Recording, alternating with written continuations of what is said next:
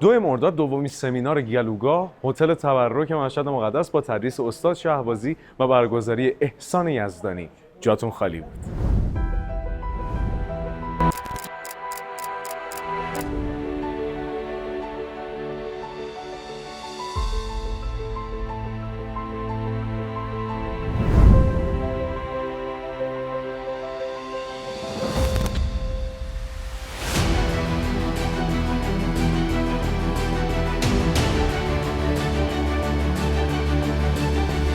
کار باید بکنیم. خب چی کار باید بکنیم؟ راهکار داره.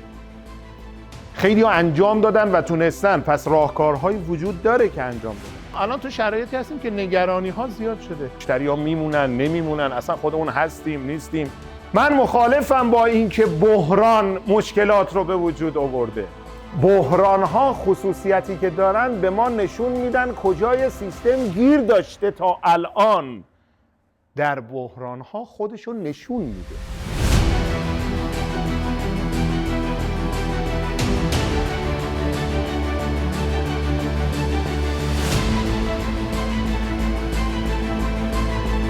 سمینار واقعا سمینار خوبی بوده. تا الان آقای شهبازی به نکات خیلی مهمی اشاره کردن. در واقع میشه گفت ترسایی که دوست نداشتیم باشون روبرو بشیم و یک جورایی جلوی چشمون آوردن.